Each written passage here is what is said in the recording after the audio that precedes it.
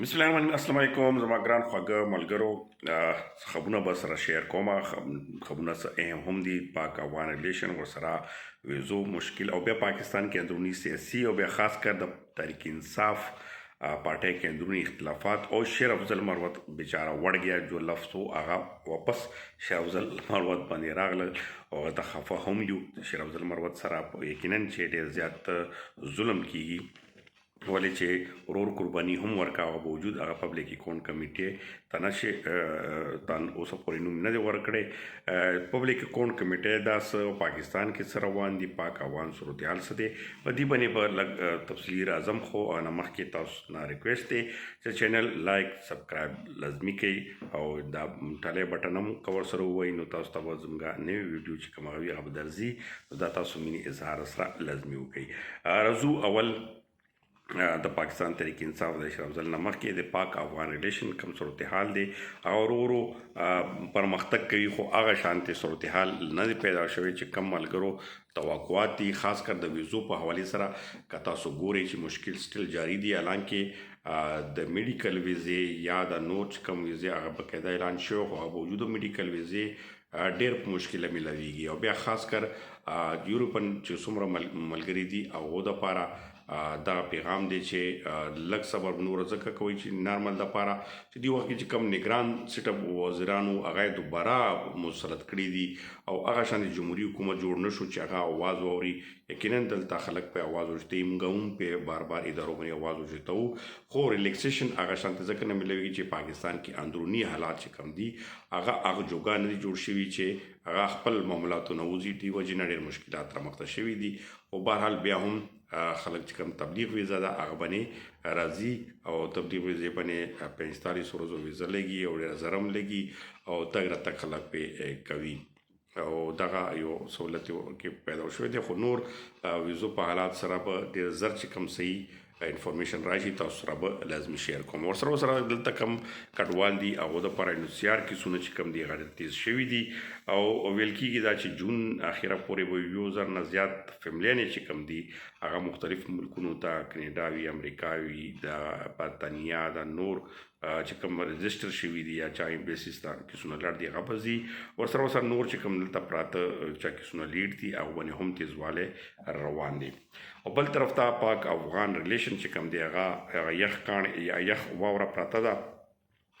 او خدا به ښه کېږي انشاءالله ډېر زر به دا معاملات خپله کې سره جوړون کړي او نور معاملات به هم ښه کېږي دا داسې نشي پته کېدی مشکل هر څنګه وي خو تېرېږي او دا به هم زر تېر شي او دا حالات به ښه شي. ورسره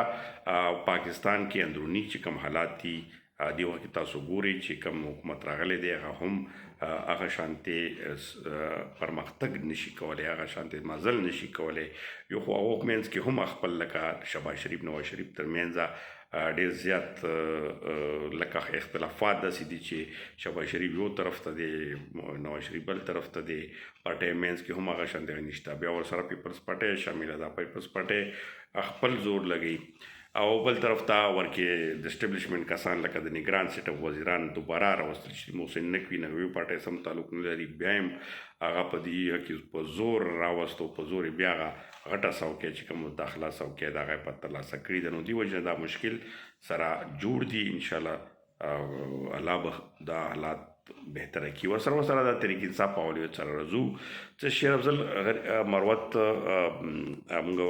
کوم لفظ و چې وړ گیا هغه وړ گیا لفظ شیر افضل مروت غریب پیچه نه پرېږدي اوس بیا شیر افضل مروت چې کوم پبلک اکاونټ کمیټي ده هغوی نه نوم ډراپ کړی دی حالانکې که تاسو لیدلي وي چې څو ځلې ډراپ شو خو اخري ځل ډېر زیات تمه دا وه چې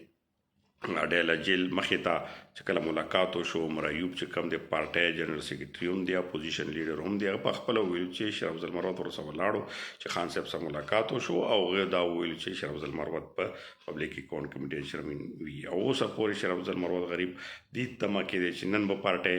سپیکر ته لیټر ورکړي، سبا به ورکړي چې نوټیفیکیشن جاری شي، خو ته د دمه نه دی ورکړی. اوس خبرونه پکې دا راغلل چې 4 نمونه مخکې نور راغلل چې کیاست کیسر دی، جنید اکبر دی، وقاص شیخ دی، دغه نمونه مخې ته راغلل. او وقاص شیخ چاند زیات کېږي ولې چې پنجاب ولوي چې مونږ ته ټول خیبر پښتونخوا ته ودې ورکړی شوې او پنجاب پکې څه نشته. نو وقاص شیخ نوم ډېر زیات گردش کې راځي چې پبلک اکاؤنٹ کمیټې جمعین جوړ کړي. او شیر افضل مروت سره پارټۍ کې اندروني قیادت ډېر زیات تعصب لري، ډېر زیات ناخوښۍ اظهار کوي. حالانکه شیر افضل مروت یقینا چې کم ټایم کې پارټۍ کې غټ ځای وموندو، خو په هغه صورت کې شیر افضل مروت پارټۍ ته لاس ورکړ چې کم ټایم کې ټول لیډران، ټول ورکران پټ شوي او هغه دا ورته راووتل او ټولو کې بېدري پیدا وکړه او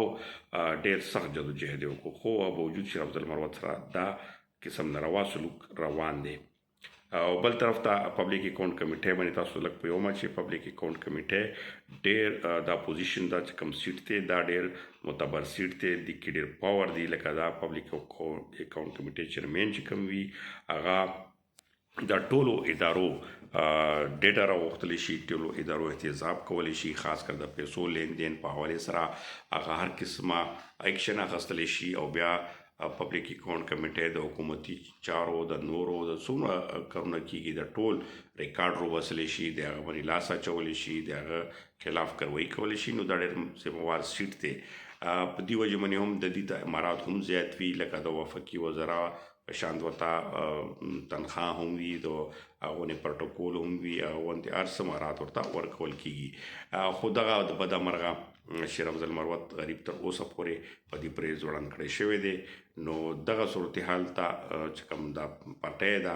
پارټۍ خپله کې اختلافات منځ کې او بیا خاص کر شیر افضل مروت سره، نو یقینا که شیر افضل مروت ته دغه سیټ نشو میلاو نو شیر افضل مروت په هم بیا غلی نه کینی او بیا به هغه قیدینو او هغه رهنماګانو خلاف هغه څه ووایي چې یقینا چې تاسو به د هغه وینا نه خبر هم وئ. نو دغه مې تاسو سره لږ تفصیلات شیر کړم. او